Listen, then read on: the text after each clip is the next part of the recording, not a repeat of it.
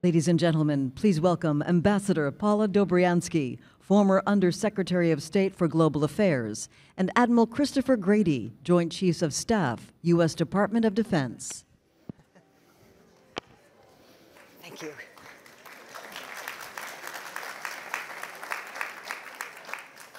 Good afternoon. You're in for a real treat, and we're lucky indeed to have Admiral Grady here with us this afternoon. First, I do want to single out, you are the 12th Vice Chairman of the Joint Chiefs. And just so you all know, he is the second highest ranking military officer in the United States. So you're going to really be hearing right from the top of the line, almost the top of the line, about a very important issue that we really are consumed with today. And that is looking at what has happened to wartime fighting and what is the future of it? The impact of innovation, technological innovation, and change. That landscape of warfare has really changed. So let me, Admiral, go right to it. The very first question, which I think is important, is how would you define the future of wartime fighting? What exactly is it going to look like in your view? And welcome, Concordia really is delighted and honored to have you here today. Well, first, thanks to Concordia for pulling this together. It's a really important forum. I've been amazingly impressed by the speakers that have been here and contributing to the dialogue and the narrative. And thank you, Madam Ambassador, for letting me share the stage with you. You've asked a really interesting question, I think, and it's one that animates us in the, certainly from the Joint Force, but in the Pentagon as well. I think there are at least two defining characteristics of modern warfare. The first is the battle for battle space transparency. And then the second is how we use uncrewed systems. So let's put those two together. Battle space transparency, I think, will be enabled by proliferated constellations in space, whether it's in low Earth orbit or all the way up to cislunar. It will be enabled by ubiquitous, high-endurance, uncrewed systems. And it will be enabled by increasing sensitivity and resolution in the sensors that ride on those platforms. Uncrewed systems, as part of that, then bring with it the ability for high endurance, taking the man or the woman out of the battlefield, absolutely critical to what we're going to do. Now, none of that will work without understanding that we're going to need massive computing power. We're going to need sensors that have that high resolution and high sensitivity. We're going to need data storage in vast quantities, because the data that will come from space and will come from uncrewed systems will be so vast that we'll have to be able to take advantage of AI to make it all work. So putting that all together, then, the battlefield of the future is one in which we find ourselves in a hiders and finders world. Who will win the battle of hiding and finding? It's one that puts a premium on interior lines of communications and defense. And so what we're seeing now is adversaries building sanctuaries in various different ways, whether it's up in the high north in the White Sea or in the Bohai Gulf or in hardened and deeply buried targets. And so moving through that and trying to achieve the terrestrial advantage that space and uncrewed systems will give us is critical. And I would tell you space is the most important domain. We're going to have to win in space. And I couple that with win in space and maintain our dominance in the undersea. And then we have a chance, a really good chance, of winning the battle space transparency fight. I want to go to the issue of humans versus technology, but let's pick up on space. What do we need to be concerned about? relative to space at this time? What's the state of play in space? Yeah, so what are the Russians doing? What are the Chinese doing? What are we doing? there's a lot moving in space, as you know, right now. It's interesting, in this uniform, space is very much like the maritime. I think of it as fleets, and so movement and maneuver in space are absolutely critical. What you're seeing then is the proliferation of large constellations and a movement away from those big, fat, juicy targets that would enable the adversary to take out our eyes and our ears and our ability to sense and to see. All of our adversaries are doing that. So I think there's some things that are really important. We need to have space resiliency. We need to have the ability to reconstitute in space. We need to be thinking about space denial and counter space denial. And then we need to be thinking eventually about weapons from space. Now, there's a treaty that prohibits that, and we'll have to work our way through that if that's the policy direction that we want to go. But it would be folly for us to think that others aren't thinking about that as well. Right. Humans versus technology. How is the military best supported? Is it through the human component and element, or is it better through this technological advancement, or a combination of the above? How do you figure out what the ratio is? And does it depend on conflict to conflict and situation to situation? The easy answer is it depends, right? But I think it's a combination of both. Given the data requirements and the ubiquity of some of the things that we talked about, to take advantage of all of that will require us to think about man in the loop and man on the loop. It'll be really, really important. So that's a policy question, and I think the policy question is one that is forcing us to think about responsible AI. That's the department's view of it. The president has put out an executive order on it, and there's a new national security memorandum coming out that will help us understand what responsible AI is. That, to me, coupled with where I think the technology is going, will suggest that we'll never have a situation in when man is out of the loop. It will always be man on the loop. That's especially at the strategic level. At the tactical level, I'm also convinced that the technology with man on the loop will allow us to take Boyd's OODA loop, observe, orient, decide, and act, and flatten that at the speed of relevancy that's going to be so important for us to fight and win in a hypersonic world. So I'm confident then that the ethical dimension of AI as it is brought to the warfight can be done with man on the loop.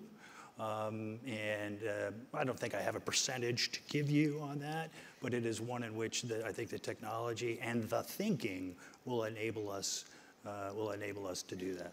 Well, let me also ask, how can the human component be better digitized and data-driven? I mean, that's kind of the essence of it is.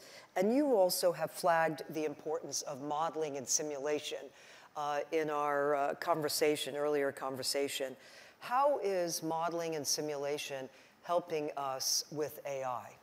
Yeah, so let me go back to the data piece. One of my lines of effort is to data enable the force and the foundry.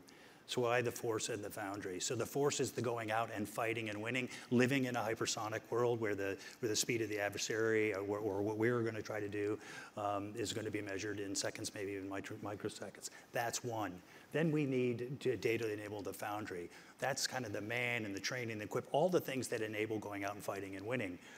In my job, we have to be able to do both. So if Congress comes to us and says, we just gave you a bunch of readiness dollars, what'd you do with the last bit? I should be able to give them that receipt if I'm going to ask incredibly for more money. So data enabling both the force and the foundry is absolutely critical. Now, modeling and simulation is critical to both of those. So if you think about warfare, you break it down into 4 key categories. Let's call it command and control, information superiority or information dominance, logistics, and training, you can probably break it further down into 18 or so tasks that are really critical. And that's beyond just what is dominating us in terms of data use and AI now, which is target tiering and weaponeering. That's where we spend some time. So if you go beyond that and bring modeling and sim to it, it allows us to do things like understand future outcomes. To predict what's going to happen not only in the battle space and to understand what's happening in the battle space, but to predict what's happening in the physical environment. It will help us to determine what a course of action could lead to, or even in the future help us come up with those courses of action. In the logistics space, absolutely critical, because if we're going to win in that type of environment where things are happening so fast and at multi-vectors, then we have to be able to rearm, resupply, reman, revive, rebuild very, very quickly. And AI then, the data and how we use it, will make those decisions happen in almost near real time. And then finally, in the training space, I'm very, very excited about what's happening in the training space. So what we want is to build on what is our greatest competitive advantage, and that's the center of the universe, our soldiers, sailors, airmen, Marine, Guardians, and Coast Guardsmen, and to make them even better warfighters going into the future. The advancements in modeling and sim that can be brought to individual training, think things like augmented reality and how that can help, to live virtual and constructive training at the composite level, are going to be really, really important going into the future, so that we can then maximize that competitive advantage that we have in our joint force. You know, every day, each and every one of us hear and read about the challenges of AI and what its impact is or isn't. And from where you're sitting, what would you say are the greatest challenges, again, from where you're sitting, in terms of implementing AI? Yeah, it's a great question. You know, I think there's 3 lines of effort that I'd like to talk about. The first is technology itself. And so in my mind, I've broken AI down into a triangle. At the top of the triangle is what's inside the box and the algorithms that run in it, spooky sometimes, right? At another vertex then is the data, the trusted data, the quality of it, the integrity of it, the security of it. And then at the other vertex then is what's happening out at the edge. So things like bringing computing power out to the edge and storage out to the edge, and those sensors that we talked about earlier that are so important. And what's in the middle of that triangle is something that I think our colleagues in the civilian industry may not wrestle with as much as we do, and that's this idea of latency. So we have to have it almost near real time, if not real time. And so how do we build the infrastructure that supports that? So solving those challenges to give us that zero latency so that we can fight at the speed of relevance, that's the technical challenge. On the tactics, techniques, procedures, and policy front, we need to come up with the tactics, techniques, and procedures that allow us to leverage the great power of data and what AI brings. So that will require us to think and operate differently, on how we build our operational plans, and at the strategic and operational level, all the way down to how we fight. And the policy piece we've talked about a little bit already. So how do we get to the ethical dimension that you talked about? And that was going to be my next question, is if you would define the ethics of it. Sure. Because that's another area that I think many are consumed with. So we'll get to that. What are the parameters? Yeah, happy to get to that. Because the last one is the people piece. Okay. So we need expertise. The joint force and the department needs expertise, like here in this room, to help us build that triangle, if that's the right construct for it. And then we need people who are willing to adopt it, back to that trust in the data, what's happening in that box, and what their sensors bring. So to your question then about the ethical dimension there, an example then, right? And it kind of ties in both the modeling and sim piece as well as the ethics piece. So one of the great promises, I think, of modeling and sim in terms of predicting future outcomes is understanding what it will mean for collateral damage estimation. Right, that's an ethical thing that we take very, very seriously in the department and in the joint force. And I would say, as a nation, modeling and sim can help us with that. It can also, from the ethical perspective, we need to remember that that is imperative to our strategic success, not just the tactical and operational. So what the machine recommends to us with human on the loop has to be able to take into account that kind of thing as well. So it's more than just targeteering and weaponeering. It's everything else, to include things like CDE or collateral damage estimation. And there's an ethical component to that, for sure, which I think speaks to the United States and the Joint Force. Absolutely. Admiral, we only have about 30 more seconds. So we're looking at a changed landscape of warfighting, and here we're in a new domain technologically. What would you like to end this session with for a message for this audience? Yeah, I think please don't forget the human dimension of all of this, right? There's an ethical piece to that as well. None of this works if we don't empower that soldier, sailor, airman, Marine, Guardian, or Coast Guardsman. It's all about setting them up for success to go out and fight and win, and for us to have that credible deterrent which says to the adversary, today's not today. Admiral, we're very lucky to have you here today at Concordia. If you'll all please join me in thanking him for coming. Thank you. Yes, ma'am. Thank you. Thank you.